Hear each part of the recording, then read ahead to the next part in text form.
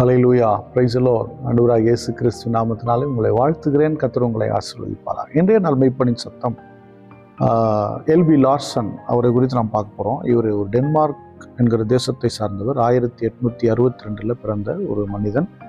இவர் அவர் ஒரு விசுவாசமான மனிதன். எதையும் மிக தெளிவாக செய்ய வேண்டும் என்கிறதுல முனைப்புடையவர். நீங்கள் பார்த்தீங்கன்னா 300ஆம் வருஷம், அதாவது 3ஆம் நூற்றாண்டிலே ஒரு மன்னன் வாழ்ந்தான். ரோம அரசாங்கத்தில் ஒரு மன்னன் இருந்தான். டயோக்ளிஷியன் அப்படிங்கிற ஒரு மன்னன். இவனுடைய எண்ணம் நான் சொன்னால், எங்கே பைபிள் கிடைச்சாலும் அதை உடனே எரிக்கணும். அதை வச்சிருக்கிறவங்க வேதாகமம், அதாவது இயேசுவை குறித்த தோல் சுருள் வைக்கப்பட்டிருந்தா, படையேற்பாடு அந்த தோல் சுருள் வைக்கப்பட்டிருந்தா அதை கொளுத்தணுங்கிற எண்ணம் உடையவன். இப்படி அவங்களுக்குள்ள சலுகையெல்லாம் பறிச்சிடுவான். அப்படி நிறைய நடந்துச்சு.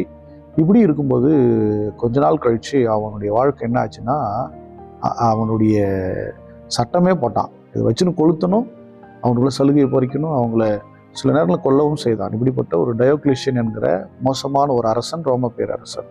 இவன் பார்த்திங்கன்னா ரொம்ப இவனுடைய ஆட்டம் அதிகமாக இருந்தது. திடீரென்று அவன் பைத்தியம் பிடித்தவனாய் அவன் பதவி பறிக்கப்பட்டு மரித்து போனான். அப்புறம் பார்த்திங்கன்னா அதுக்கப்புறம் 25 ஆண்டுகள் கழித்து கான்ஸ்டன்டைன் என்கிற ஒரு ராஜா வந்தார்.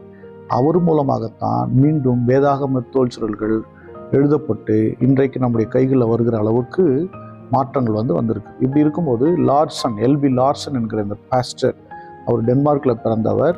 டேனிஷ் மிஷன் சங்கத்தின் மூலமாக இந்த லார்சன் ஐயர் இந்தியாவுக்கு வந்தார். இந்தியாவுக்கு வந்து அவர் வந்து தமிழில் பட்டயப்படி படித்தார். அப்போ மட்டும் இல்லை, பெங்களூரில் இருக்கிற பைபிள் காலேஜில் அவர் தான் பிரின்சிபலாக இருந்தார். அப்போ நிறைய மொழிகளை அவர் கற்றிருந்தார். அது மட்டும் இல்லாமல் இந்த வேதாகமம் ஏற்கனவே பண்ணப்பட்டிருந்தாலும் அதிலிருந்து சின்ன சின்ன குறைகளை, சில வேர்ட்ஸுடைய ப்ராப்ளம்லாம் மாற்றினார். என்னன்னா, முதல்ல பராபரன் என்று எழுதப்பட்ட வார்த்தைகளை தேவன் என்று இவர் மாற்றினார். தேவன் என்றும் கடவுள் என்றும் இவர் தான் மாற்றுறாரு. 1828 பழைய மற்றும் புதிய ஏற்பாடு இவருடைய திருப்புதல்னால, இவர் கண்டுபிடிச்சி சின்ன சின்ன விஷயங்களை மாற்றி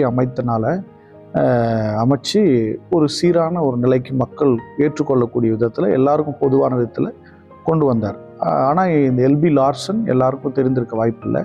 இவர் மிக கண்ணும் கருத்துமாய் வேதாகமத்தை தெளிவாய் மக்களிடத்தில் கொண்டு போவதில் இவருடைய பங்கு அதிகமாக இருந்தது.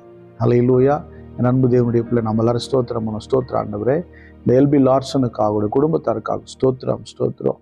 எதையும் தெளிவாக மக்களுக்கு கொடுக்க வேண்டும் என்பதில் கண்ணும் கருத்துமாயிருந்த எல்பி லார்சனை போல நாங்களும் அப்படியா இருக்கும்படி எங்களுக்கு கிருபை தாங்கப்பா. ஸ்தோத்திரம். அன்பின் பிதாவை உம்மை ஸ்தோத்திரிக்கிறோம்.